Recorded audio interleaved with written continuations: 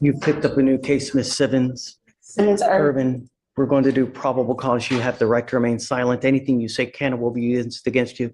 You now stand charged with the offense of criminal trespass. You're facing up to 6 months in jail and or a $2,000 fine. Yes, Judge. The officer was dispatched to a club in Harris County, Texas in response to a disturbance. The complainant, an employee of the club, told officers that she had asked the defendant to leave and the defendant refused. The defendant had been trespassed by another officer the day prior, and the complainant stated the defendant continues to return to the location. During the incident, when the complainant told the defendant to leave, the defendant stated, "Leave me alone or I will hit you in the head." The defendant told officers that everyone at the location was trespassing and that she should have been given a pink paper in order to be trespassed. Okay, ma'am, I'm going to find that there's probable cause to go forward with the case. You've picked up a new case. The only thing I asked you to do was not pick up a new case, and now you've done it. So what happens now? Corey? Judge, I'm going to ask for you to allow her to remain. Already on bond and already back in cuffs. 2 defendants. Same mistake. Ignoring the warning. In this courtroom. Excuses don't reset the clock. On bond. The state hasn't filed, if that's what you're getting at. The state hasn't, the state hasn't filed a motion to revoke bond. I'm not prepared for it. If they have, ask for time for a hearing to be set. So we can, have a hearing based on evidence. She hasn't violated the bond conditions, from the previous case as far as they relate to going to the housing authority. She has, though. One of the conditions is behave yourself, give no facts or rise to probable cause that you violate any new laws. She's now picked up a new case. What I'm saying is related to your very specific orders about her not to go back to the address where her apartment was or the Houston Housing Authority address. She's complied with those terms. But if I let her go now, that's enabling this behavior and telling her it's okay. Well, Judge, I think it would be punitive if you put her in jail as opposed. Well, that's not the purpose of bond, right? It's community safety and the community. She's threatening people allegedly there to beat them in the head. She won't leave. That's hearsay. Let me do the talking. Take you into custody, man. Judge, that's hearsay. I think we're entitled to a hearing. Yes, I'll give you a hearing. Sure. Whatever you want. My arm is broke. I don't know how else to, she's going to do whatever she wants to do. How am I supposed to handle it? I'm not a threat to the community, so I'm not understanding. And as I said, that is hearsay. Is there any way, can you subpoena the cameras? Because I didn't threaten anybody. And there is also multiple witnesses that was there as well. Sure. So that's my job. That's not the judge's job. And I'll do that just like I've done for the previous case.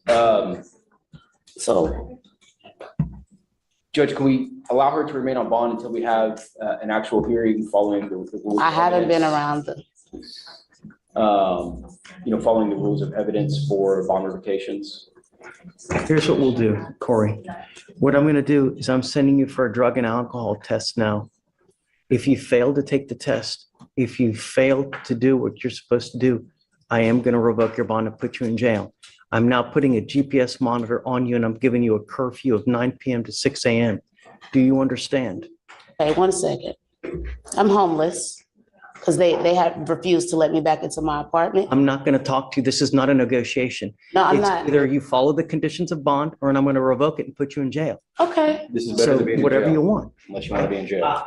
Your lawyer's asking me not to put you in jail now. Well, how long will I be in jail? Case. Until November the 22nd? No, I'm sending you for a drug and alcohol test now. We are going to reset this case until Monday. You were to come back Monday so we can address it. In the interim, I did consume alcohol. Not anytime soon. So that's fine. I want you to listen.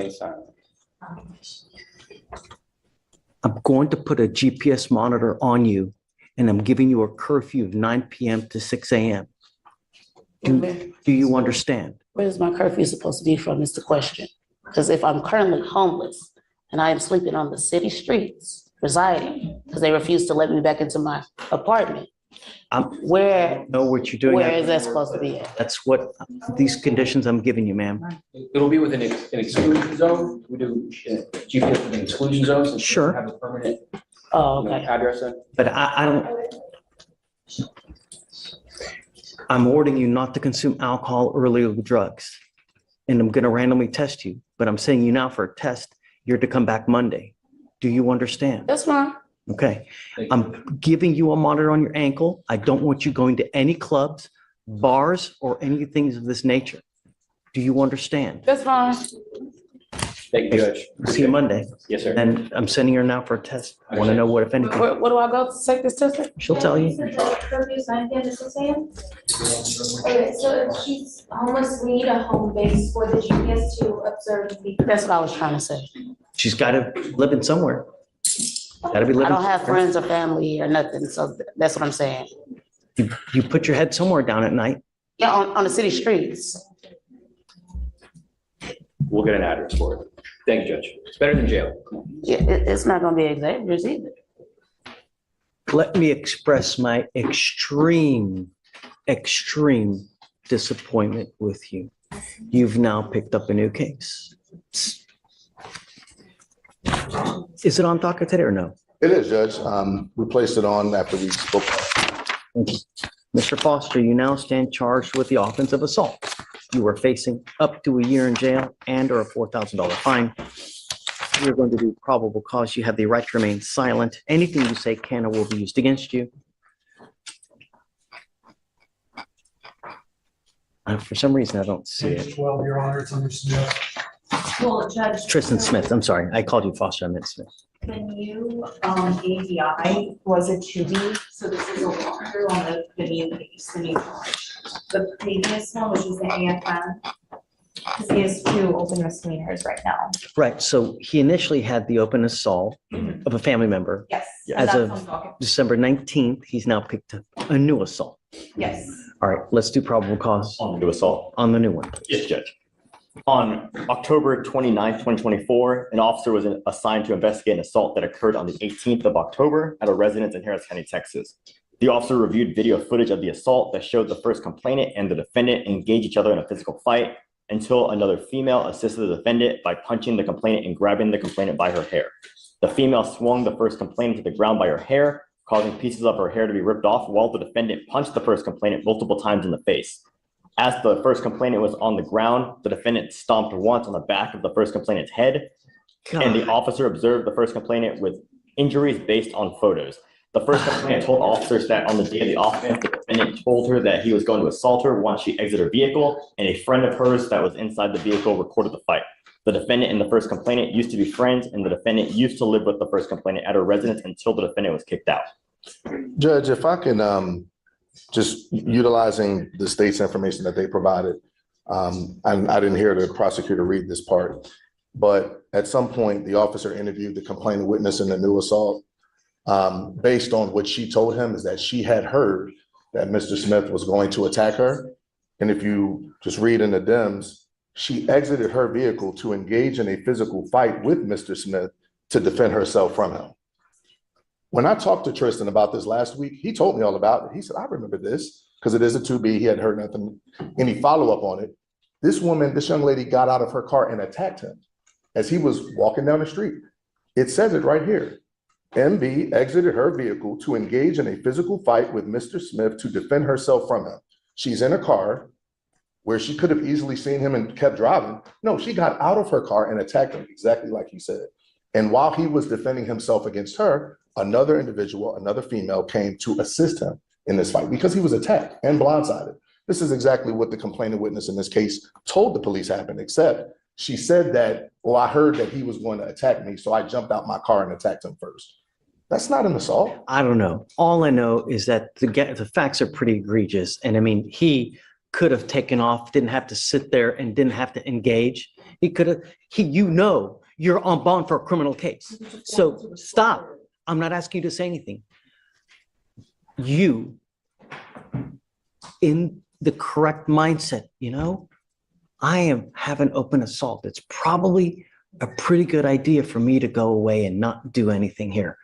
And if he had that time to reflect in that instance, then perhaps he should have done that. But he's walking down the street and this girl jumps out the car to engage him in a physical fight, like she told police that she did, to defend herself from him. He doesn't have time to sit and reflect, oh, I got a case and all. He could have run away. He could have gone. He could do something else.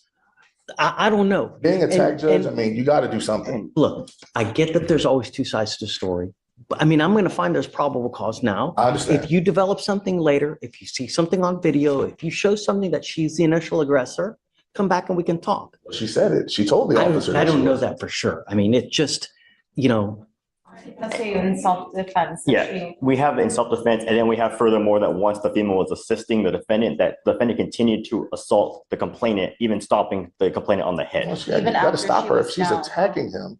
Well, Judge, she was down on the ground. The Yes, complainant was Judge. down on the ground and the defendant stomped on her face. I'm finding that there's probable cause. You picked up a new case. And we'll deal with that, Judge. But the biggest issue, of course, is the fact that he did pick up a new case, albeit he didn't ask for it. I mean, he's walking down the street.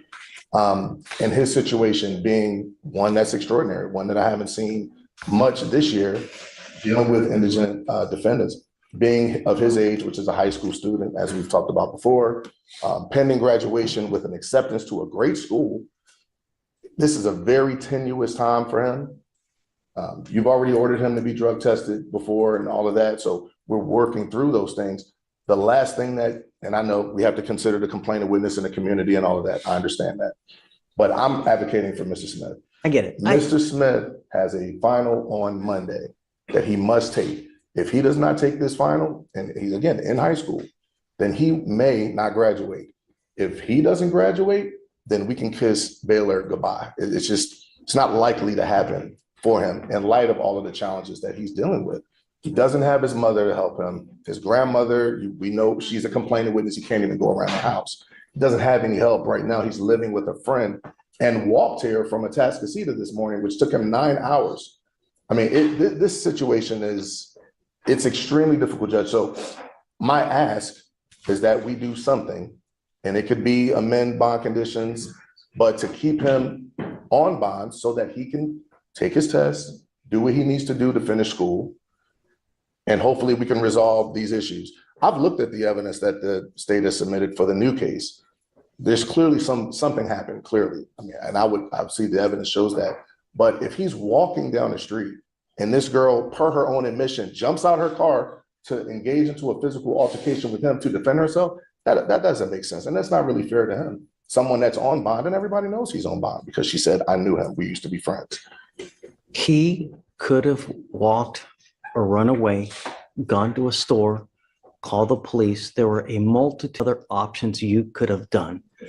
You know what's at stake here, yet you pick up another case where you allegedly stomp on someone's head. And you want me to let you go? I understand that you have school. I don't know that you have a final on Monday. Am I supposed to take your word for it? No. All I know is that you are a danger to my community. You have one assault. You have had violations on bond while you're on that assault, and now you've picked up another assault. You are a danger to my community. And there's only one thing that I need to do, and that's to put you in jail because you refuse to comply with bond conditions.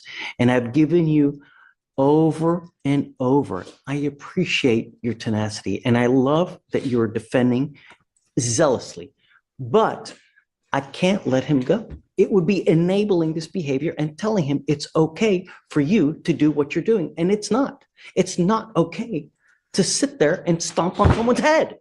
And Judge, we anticipated that possibility. I'd ask in the alternative that you consider a very low bond, as my client has approximately $100 to his name, being a child, in my mind, a person that hasn't even graduated from high school. State of Texas, what do you think? Judge, we would be opposed to that. I mean, given the egregiousness of these facts, we believe the defendant is a. I won't do the normal. What I normally do is I set bonds at 5,001 when you pick up a new case. I'm willing to go down. I'm not going to give them $100 bond because that's what we do on new cases. I'd ask And I for, think that that's a little. so we're going to revoke the previous bond, that was a personal I will bond. only touch the old case. And so we'd ask that, well, I didn't anticipate that you set a personal bond on the new case. So I guess my request would be 2 $500 bonds. Oh. I mean, we're talking about a misdemeanor assault between children, not a. Well, I don't know that. I mean, you're Well, the putting state in of- stuff that I have no The idea state about. alleged a misdemeanor assault. They didn't allege an aggravated assault, which they could have, and they did not. They alleged a misdemeanor Doesn't make me assault. feel better. Well, I mean, the state says, alleges that there's all this injury. We can see what the injuries were. To see the complainant witness in the picture, she's smiling. Did you go to she's the talking hospital? the police. No, she didn't go to the hospital, Judge. I don't know. I've read everything. She hasn't gone to the hospital. She has a swollen eye is what she has. Judge, I don't believe, I mean, her hair was also ripped out, Judge, based on what we see in the four corners of the dims. We haven't done. I don't know. I mean, there's a lot of people who wear different types of hair.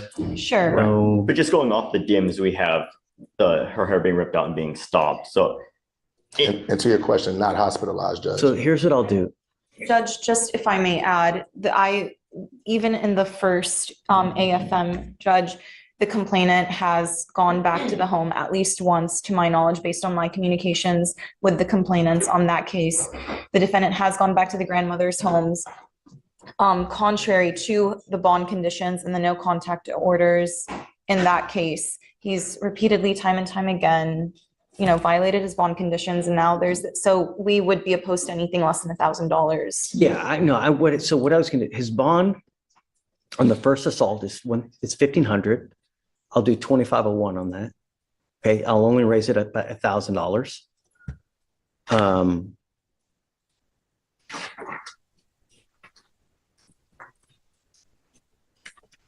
On the new case, what do you think? 1,000. Should we give him a PR bond? Judge, No, Judge. we'd be opposed based on the nature of the allegations where he stomped on someone's head, pulled her hair, and in addition to that being picked up just a month after the previous AFM. And charged with a misdemeanor. I mean, if the state felt so vigorously about this case, then they would have filed it in district court. I mean, this is a misdemeanor assault between. I think there's no way this would have been gone upstairs, I agree. And which is why I think a personal bond could be adequate in light of the fact that he would be given a surety bond on his previous case. He doesn't have much of anything. If anything, that keeps him in jail until we get to trial, because that would be a case that we would set. All right, Mr. Brooker, I'll set the new one. I'll set it at $500. Thank you, Judge.